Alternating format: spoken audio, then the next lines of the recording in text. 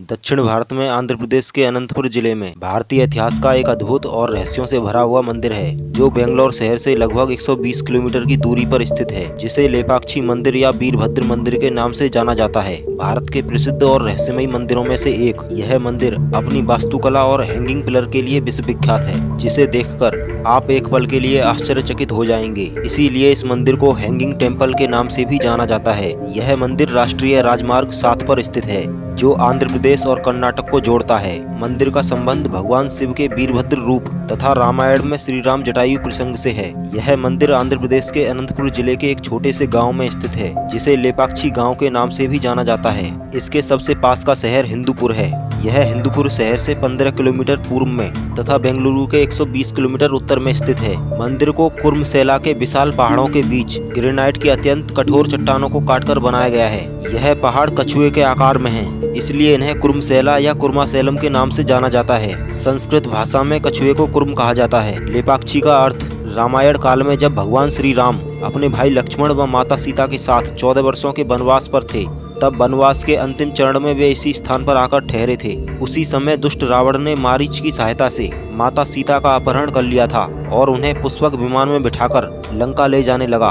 परंतु वन में उपस्थित पक्षीराज जटायु ने यह घटना देखी तो जटायु ने वृद्ध होने के उपरांत भी आकाश में रावण से भीषण युद्ध किया, लेकिन अंत में रावण ने छल से जटायु का एक पंख तलवार से काट दिया, जिस कारण जटायु राम राम चिल्लाते हुए इसी जगह पर गिरे थे। इसके कुछ समय बाद जब भगवान श्री राम माता सीता की खोज में यहाँ आए तो उन्हें जटायु इसी स्थान पर कराते हुए मिले। तब श्री राम जटायु का सिर अपनी गोद में रखकर बार बार लेपाक्षी लेपाक्षी बोल रहे थे। यह एक तेलुगु भाषा का शब्द है जिसका हिंदी में अर्थ उठो पक्षी से है। जटायु ने श्री राम के समक्ष संपूर्ण घटना का वृतांत सुना दिया और उनकी गोद में सिर रखे रखे ही अपनी अंतिम सांसें ली। श्री राम की आंखों से लगातार आंसू बह रहे थे और अंत में श्री राम ने एक पुत्र की भांति जटायु का अंतिम संस्कार किया। तब से इस स्थान का नाम लेपाक्षी और मंदिर को लेपाक्षी मंदिर के नाम से जाना जाता है। जटायु नेचर पार्क कोल्लम, तिरुवनंतपुरम, केरल के कोल्लम में पक्षीराज जटायु की विशाल प्रतिमा बनाई गई है, जो दुनिया में सबसे बड़ी पक्षी मूर्ति है। इस मूर्ति की स्थापना उसी स्थान पर की गई है जहां जटायु रावण से युद्ध करते समय घायल अवस्था में चदियामंगलम में एक पहाड़ की चोटी पर गिरे थे। 100 करोड़ की लागत से बनाई गई यह प्रतिमा तिरुवनंतपुरम में 65 एकड़ के विशाल क्षेत्र में फैली हुई है।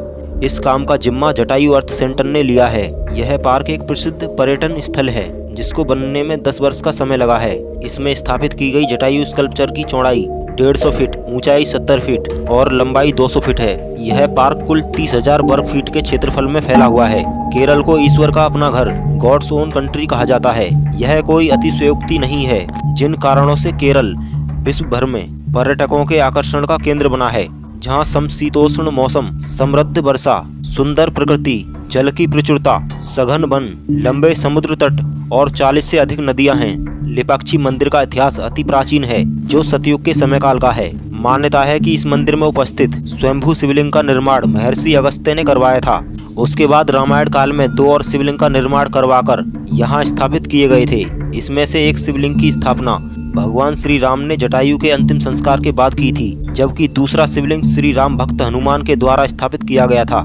उसके बाद सदियों तक यह मंदिर ऐसे ही रहा और शिवलिंग खुले आकाश के नीचे। 16वीं सदी में विजयनगर साम्राज्य के दौरान राजा अच्युत देवराय के विश्वास पात्र खजांची 2 भाइयों ब्रुपन्ना व बिरन्ना की सहायता से इस विशाल मंदिर का पुनर्निर्माण करवाया गया था। विजयनगर के राजाओं द्वारा इस मंदिर के पुनर्निर्माण में पूरी ताकत झोंक दी गई थी। लोग तो यहाँ तक कहते हैं कि विजयनगर के राजाओं ने कुछ रहस्यमयी शक्तियों की सहायता से भी मंदिर निर्माण करवाया था, क्योंकि मंदिर की निर्माण शैली, संरचना, स्थापत्य कला तथा नक्काशियाँ अत्यंत रहस्यमयी और उत्कृष्ट हैं। मंदिर के पुनर्निर्माण होने की तिथि को लेकर विभिन्न मत हैं, जैसे कि कोई इसे 1518 ईस्वी में बना हुआ मानता है तो कोई इसे 1583 ईस्वी में। इसके अलावा भी कई अन्य मत हैं जो कि अलग अलग तिथि बताते हैं, लेकिन कुल मिलाकर मंदिर का निर्माण 1520 ईस्वी से लेकर 1585 ईस्वी के मध्य में पूरा हो गया था। लेपाक्षी मंदिर से प्रत्यक्ष या अप्रत्यक्ष रूप से 4 घटनाएं जुड़ी हुई हैं, जो इस प्रकार हैं। पहली घटना, लेपाक्षी मंदिर का वीरभद्र से संबंध। दक्ष प्रजापति के द्वारा भगवान शिव का अपमान करने और फिर माता सती के आत्मदाह करने की कथा तो आप सभी ने सुनी होगी, परंतु बहुत कम लोग जानते होंगे कि माता सती के आत्मदाह के बाद भगवान शिव का एक दूसरा रुद्र रूप प्रकट हुआ था, जिसे वीरभद्र नाम से जाना जाता है। इसी वीरभद्र ने राजा दक्ष का सिर काट दिया था और चारों ओर त्राहिमाम मचा दिया था। उसके कई वर्षों के बाद महर्षि अगस्त्य ने शिव जी के वीरभद्र रूप को समर्पित एक विशाल शिवलिंग व मंदिर का निर्माण यहाँ करवाया था। ग्रेनाइट पत्थर से बनी इस मूर्ति के पीछे 7 मुंह वाला विशाल नाग विराजमान है। यह दुनिया के सबसे बड़े शिवलिंगों में से एक है, जिसे एक ही चट्टान को तराशकर बनाया गया है। यह मंदिर मुख्य रूप से भगवान शिव के क्रूर रूप वीरभद्र को समर्पित होने के कारण वीरभद्र मंदिर के नाम से भी जाना जाता है। इस विशाल शिवलिंग को देखकर आप आश्चर्यचकित रह जाएंगे। यह इतना अद्भुत और विशाल है कि दुनिया भर से लोग इसे देखने आते हैं। यह दुनिया की सबसे बड़ी नागलिंग प्रतिमा है। सावन के महीने में नागपंचमी पर यहाँ विशेष पूजा का आयोजन किया जाता है। दूसरी घटना, लेपाक्षी मंदिर का श्री राम व जटायु से संबंध। इस कथा के बारे में हमने आपको पहले ही बता दिया है कि कैसे भगवान श्री राम माता सीता की खोज में जटायु तक पहुँचे और उन्हें तेलुगु भाषा में लेपाक्षी कहकर उठाया। बस उसी स्थान पर इस मंदिर का निर्माण हुआ और श्री राम के शब्दों के फलस्वरूप मंदिर का नाम लेपाक्षी पड़ा। तीसरी घटना, लेपाक्षी मंदिर का माता सीता के पैर से संबंध। मंदिर के अंदर रहस्यमयी रूप से एक विशालकाय पैर की छाप है। प्रचलित मान्यता के अनुसार यह माता सीता के पैर की छाप है। दरअसल जब रावण माता सीता को पुष्पक विमान में बिठाकर लंका ले जा रहा था, तब माता सीता ने श्री राम को संदेश देने के लिए अपने एक पैर की छाप यहाँ छोड़ी थी, जिसको लेकर अलग अलग मान्यताएं प्रचलित हैं। कुछ लोग इसे हनुमत चरण, तो कुछ लोग इसे माता सीता के चरण कहते हैं, तो कुछ लोग इसे भगवान श्री राम या माँ दुर्गा के पदचिन्ह भी मानते हैं। लेकिन प्रचलित मान्यता के अनुसार इसे माता सीता के पदचिन्ह ही माना जाता है। चौथी घटना, लेपाक्षी मंदिर के नृत्य मंडप का शिव पार्वती से संबंध। नृत्य मंडप का निर्माण विजयनगर के राजाओं द्वारा भगवान शिव और माता पार्वती के विवाह स्वरूप करवाया गया था। उनकी मान्यता थी कि भगवान शिव का माता पार्वती से विवाह इसी स्थान पर हुआ था और तब देवताओं ने यहाँ नृत्य किया था। इसीलिए नृत्य मंडप के चारों ओर विशालकाय और अद्भुत नक्काशी युक्त 70 स्तंभ बनवाए गए हैं, जो मंदिर को भव्य रूप देते हैं। इस नृत्य मंडप को देखने पर आप विश्वास नहीं करेंगे कि यह मंदिर मनुष्यों के द्वारा ही बनवाया गया है। नृत्य मंडप को अंतराल या अर्ध मंडप भी कहा जाता है, क्योंकि इसका निर्माण आधा अधूरा है। लेपाक्षी मंदिर का रहस्य। कहने को तो विज्ञान ने बहुत उन्नति कर ली है, लेकिन आज भी वह भारत के बहुत से मंदिरों के रहस्यों को नहीं सुलझा सका है। आज भी भारत में कई ऐसे महान और अद्भुत मंदिर हैं जिनके रहस्यों का पता आज तक कोई नहीं लगा सका। आंध्र प्रदेश का लेपाक्षी मंदिर, जिसे हैंगिंग पिलर के नाम से भी जाना जाता है, यहाँ का सबसे बड़ा आश्चर्य जो देश विदेश के लोगों को बरसों से आकर्षित करता आया है, वह है यहाँ का रहस्यमयी तरीके से झूलता स्तंभ। लेपाक्षी मंदिर का रहस्य बड़ा ही आश्चर्यजनक है, जिस पर यकीन करना बेहद मुश्किल है, क्योंकि मंदिर में उपस्थित नृत्य मंडप के 70 स्तंभों में से एक स्तंभ या पिलर छत से तो लगा है, परंतु भूमि से कुछ सेंटीमीटर ऊपर उठा है और बिना किसी सहारे के हवा में लटका हुआ है, जो हैंगिंग पिलर अर्थात झूलते हुए स्तंभ के नाम से विश्वविख्यात है। यह अजीबोगरीब घटना लेपाक्षी मंदिर का रहस्य बनी हुई है, जो दुनिया भर से पर्यटकों को इस अविश्वसनीय घटना का गवाह बनने के लिए आकर्षित करती है। सन 1902 ईस्वी में हैमिल्टन नाम का एक अंग्रेज इंजीनियर इसका रहस्य जानने यहाँ आया था। हैमिल्टन ने इस खंबे के नीचे से जैसे ही लोहे की छड़ डालकर इसे हिलाने का प्रयास किया, उसी समय 10 और पिलर भी अपने स्थान से खिसकने लगे। इस डर से कि पूरी संरचना ढह सकती है, उसने तुरंत अपने प्रयास को वहीं रोक दिया। मंदिर का ऐसा रहस्य और बनावट देखकर वह स्तब्ध रह गया और वहां से चला गया। इससे यह सिद्ध हुआ कि इस पिलर पर भी अन्य स्तंभों जितना ही भार है। बाद में भारतीय पुरातत्व सर्वेक्षण ASI ने अच्छे से जांच की और सिद्ध किया कि इस स्तंभ का निर्माण एक गलती नहीं थी, बल्कि जानबूझकर सुनियोजित निष्पादन था, जो प्राचीन भारत के निर्माणकर्ताओं और वास्तुकारों की प्रतिभा को दर्शाता है। यह स्तंभ आज भी पर्यटकों के बीच आकर्षण का केंद्र है। जो कोई भी लेपाक्षी मंदिर दर्शन करने को आता है, वह इस स्तंभ के नीचे से कोई कपड़ा या कोई अन्य पतली वस्तु निकालने का प्रयत्न करता है। मान्यता है कि इस स्तंभ के नीचे से कपड़ा निकालने से मनोकामनाएं पूर्ण होती हैं और घर में सुख समृद्धि आती है। लेपाक्षी मंदिर की संरचना। अब जानते हैं ये मंदिर बना कैसे है। यह मंदिर एक बहुत विशाल क्षेत्र में फैला हुआ है। यहाँ का हर एक कोना शानदार नक्काशी और मूर्तियों से घिरा हुआ है। यह मंदिर विजयनगर स्थापत्य शैली के सबसे उल्लेखनीय उदाहरणों में से एक है। साथ ही यह अपनी उत्कृष्ट मूर्तियों के लिए प्रसिद्ध है। इसमें गणेश, नंदी, वीरभद्र, शिव, भद्रकाली, विष्णु, लक्ष्मी और जटायु की बड़ी बड़ी मूर्तियां हैं। इसके अलावा यहाँ भगवान शिव के अन्य रूप अर्धनारीश्वर, कंकाल मूर्ति, दक्षिण मूर्ति और त्रिपुराकेश्वर भी उपस्थित हैं। यहाँ विराजमान माता को भद्रकाली कहा जाता है, जिसके दीवारों पर दिव्य प्राणी, संगीतकार, नर्तक, संत, संरक्षक और भगवान शिव के 14 अवतारों के भीत चित्र भी बने हुए हैं, जो भगवान शिव के 14 अवतारों का प्रतिनिधित्व करते हैं, जैसे अर्धनारीश्वर, नटराज, हरिहर, गौरी प्रसाद, कल्याण सुंदर इत्यादि। इसके पूर्वी स्तंभों पर भगवान शिव और छवि माता पार्वती का कक्ष है। दूसरे कक्ष में भगवान विष्णु की नक्काशी युक्त मूर्ति है, जबकि मंदिर के ऊपर की छत में 2 बिल्डर भाइयों विरूपन्ना व बिरन्ना की पेंटिंग है। अर्धमंडप की छत को एशिया महाद्वीप की सबसे बड़ी छत कहा जाता है, जो विभिन्न भीत चित्रों और आकर्षक नक्काशियों को समेटे हुए है। लेपाक्षी मंदिर 2 बाड़ों के अंदर स्थित है। पहले बाड़े यानी सबसे बाहरी दीवार वाले बाड़े में प्रवेश के लिए 3 द्वार हैं। उत्तरी द्वार का उपयोग नियमित रूप से किया जाता है।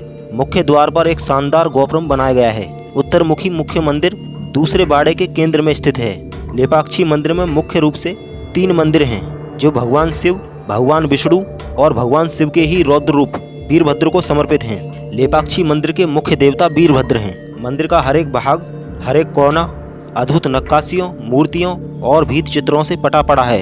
लेपाक्षी मंदिर की दीवारों पर आकर्षक भीत चित्र व नक्काशियाँ, चाहे मंदिर का प्रवेश द्वार हो या नृत्य मंडप के स्तंभ या गर्भगृह की दीवारें, आपको कोई भी कोना या छत ऐसी नहीं मिलेगी जो आकर्षक भीत चित्र और प्रतिमाओं से भरी हुई ना हो। यहाँ आपको रामायण काल से लेकर महाभारत काल की प्रत्येक घटना का विस्तृत रूप भीत चित्रों के रूप में देखने को मिलेगा। इतना ही नहीं, यहाँ आपको भगवान विष्णु के सभी अवतारों के चित्र, उस समय का रहन सहन, वेशभूषा, संस्कृति, सैनिक, पशु पक्षी, पेड़ पौधे, देवी देवता, संत, संगीतकार, वाद्य यंत्र, नृतक मुद्राएं, अप्सराएं इत्यादि अनेक भीत चित्र देखने को मिलेंगे, जो आपका मन मोह लेंगे। लेपाक्षी मंदिर पर साड़ियों के डिजाइन।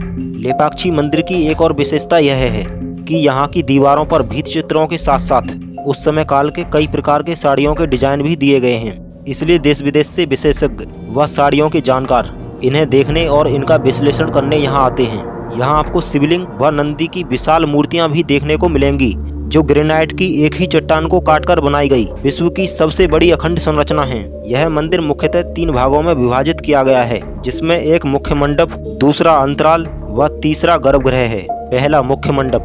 मुख्य मंडप को नृत्य मंडप, रंग मंडप या सभा हॉल के नाम से भी जाना जाता है। मुख्य मंडप के समकोण पर पूर्व की ओर मुख किए हुए भगवान विष्णु का मंदिर है। विष्णु मंदिर के ठीक सामने भगवान शिव का एक और दूसरा मंदिर है, जिन्हें पाप विनाशेश्वर के नाम से जाना जाता है। इनके साथ ही एक तीसरा मंदिर भी है, जो पार्वती तीर्थ कहलाता है। यहाँ विराजमान माता को भद्रकाली कहा जाता है। मंदिर में प्रवेश करने के लिए 3 द्वार हैं, जिसमें से उत्तरी द्वार का उपयोग मुख्य रूप से किया जाता रहा है। इसके अलावा एक द्वार सीधे सभा मंडप में खुलता है। असेंबली हॉल, जो कि अंदर का पूर्वी द्वार है, एंटी चैम्बर और आंतरिक गर्भगृह। हर एक खंड में आपको भीत चित्र, मूर्तियां और चित्र देखने को मिल जाएंगे। मंदिर के मुख्य मंडप की छत पूरी तरह से भीत चित्रों से ढकी हुई है। यहाँ की दीवारों पर आपको इतने आकर्षक चित्र और भित्तियां देखने को मिलेंगी, जो आपके सामने कई प्राचीन कथाओं, महापुरुषों और अद्भुत कला को खोलकर रख देंगे। यहाँ की दीवारों पर आपको रामायण और महाभारत काल से जुड़ी कथाएं, भगवान के चित्र और कई मूर्तियां बनी हुई मिलेंगी। अर्धमंडप की दीवारों पर अलग अलग भीत चित्र बने हुए हैं। इनमें सबसे प्रमुख भगवान शिव के 14 अवतारों को दिखाया गया है, जैसे अर्धनारीश्वर, नटराज, हरिहर, भिक्षाटन आदि। दूसरा महामंडप। मंदिर का मुख्य आकर्षण है मंदिर का महामंडप। यह महामंडप कई खंभों से मिलकर बना है, जिसमें मानव आकार के तंबूरा, ब्रह्मा, दत्तात्रेय, नारद, पद्मिनी, रंभा और नटराज की मूर्तियां बनाई गई हैं। इसी के साथ यहाँ की दीवारों पर अलग अलग साड़ियों के डिजाइन भी उकेरे गए हैं। इसे देखने के लिए देश विदेश से कई डिजाइनर यहाँ प्रत्येक वर्ष आते हैं। मंदिर की हर छत की चित्रकारी विजयनगर चित्रकला की भव्यता को दर्शाती है। मंदिर के महामंडप और मुख्य मंडप में बनाई गई पेंटिंग विजयनगर साम्राज्य की वास्तुकला का उत्कृष्ट उदाहरण मानी जाती है। तीसरा गर्भगृह। मंदिर गर्भगृह के प्रवेश द्वार पर आपको 2 मूर्तियां देखने को मिलेंगी, जो मां गंगा व यमुना की हैं। मंदिर के अंदर प्रवेश करने पर भगवान वीरभद्र की विशाल मूर्ति देखने को मिलेगी। यह मूर्ति विभिन्न शस्त्रों तथा खोपड़ियों को धारण किए हुए है। गर्भगृह की छत पर मंदिर के निर्माताओं और उनके परिवार के भीत चित्र भी उकेरे गए हैं। इसी के साथ गर्भगृह में एक गुफा भी है। मान्यता है कि इस गुफा में अगस्त मुनि रहा करते थे, जिन्होंने इस मंदिर का शुरुआती निर्माण किया था और वीरभद्र की मूर्ति की स्थापना की थी। हॉल के बाहरी स्तंभ सैनिकों और घोड़ों की नक्काशी के रूप में सजावट से भरे हुए हैं। कमरे के उत्तर पूर्वी हिस्से में नटराज और ब्रह्मा के चित्र हैं। और साथ में एक ढोलकिया भी है। कोई भी इसके चारों ओर नृत्य करती हुई अप्सराओं की नक्काशियां देख सकता है। मंदिर के गर्भगृह में भगवान वीरभद्र विराजमान हैं। वीरभद्र भगवान शिव का क्रोधी स्वरूप माने जाते हैं, जो राजा दक्ष के यज्ञ के समय माता सती द्वारा आत्मदाह किए जाने के बाद प्रकट हुए थे। यहाँ एक गुफा भी है। गर्भगृह और अर्धमंडप से जुड़े 3 स्थान हैं, जो रामलिंग तीर्थ, भद्रकाली तीर्थ और हनुमतलिंग तीर्थ कहे जाते हैं। तीनों की मूर्तियां पूर्व की ओर मुख किए हुए हैं। इसके अलावा मुख्य मंडप के उत्तरी भाग में नवग्रहों को समर्पित वेदी भी है। लेपाक्षी मंदिर का नागलिंग तीर्थ, यहाँ पर स्थित विशालकाय शिवलिंग को देखकर आप आश्चर्यचकित रह जाएंगे, क्योंकि यह विश्व का सबसे बड़ा नागलिंग है। यह इतना अद्भुत और विशाल है कि दुनिया भर से लोग इसे देखने आते हैं। यह शिवलिंग एक पहाड़ी पर स्थित है, जिसे एक ही चट्टान को तराशकर बनाया गया है। इसे स्वयंभू शिवलिंग के नाम से भी जाना जाता है। काले ग्रेनाइट पत्थर से निर्मित इस मूर्ति में शिवलिंग के पीछे 7 मुंह वाला विशाल शेषनाग भी विराजमान है, जो इसको और भी ज्यादा अद्भुत रूप देता है। लेपाक्षी मंदिर का रामलिंगेश्वर तीर्थ, मुख्य शिवलिंग के अलावा यहाँ एक और शिवलिंग स्थापित है, जिसे रामलिंगेश्वर कहा जाता है। मान्यता है कि भगवान श्री राम ने जटायु के अंतिम संस्कार के बाद इसी स्थान पर एक शिवलिंग की स्थापना की थी। आज हम उसी शिवलिंग को रामलिंगेश्वर के नाम से जानते हैं। लेपाक्षी मंदिर का हनुमान लिंगेश्वर तीर्थ, रामलिंगेश्वर के पास ही एक और शिवलिंग स्थापित है, जिसे हनुमान लिंगेश्वर के नाम से जाना जाता है। मान्यता है कि भगवान श्री राम के बाद हनुमान जी ने भी एक शिवलिंग की स्थापना की थी। लेपाक्षी मंदिर में स्थित नंदी की मूर्ति, जब आप इस मंदिर में प्रवेश करेंगे तब मंदिर से केवल 200 मीटर की दूरी पर स्थित आपको शिवजी की सवारी नंदी की एक अत्यंत विशाल मूर्ति देखने को मिलेगी। यह मूर्ति मंदिर के बाहर मुख्य सड़क के पास स्थित है, जिसे ग्रेनाइट की एक ही चट्टान को तराशकर बनाया गया है, जो कि विश्व में नंदी की सबसे विशाल मूर्ति है, जिसकी लंबाई 27 फीट व ऊंचाई 15 फीट है। इसका भव्य आकार और पूरी तरह से अनुपातिक शरीर इसे आगंतुकों के बीच लोकप्रिय बनाता है। क्या आप कल्पना कर सकते हैं कि एक ही पत्थर से इतनी बड़ी संरचना काटी जा सकती है, और वो भी ग्रेनाइट की अत्यंत कठोर चट्टान पर। इस मूर्ति पर की गई नक्काशी और डिजाइन इतनी अद्भुत और खूबसूरत हैं कि ऐसा लगता है कि इन्हें मशीनों के बिना बना पाना संभव नहीं है। आज भी आर्किटेक्ट्स इसकी डिजाइनिंग को लेकर आश्चर्य में हैं। नंदी के चारों ओर पूरे क्षेत्र को एक पार्क के रूप में विकसित किया गया है, जहां आप आराम से घूम सकते हैं या पार्क में बैठ सकते हैं।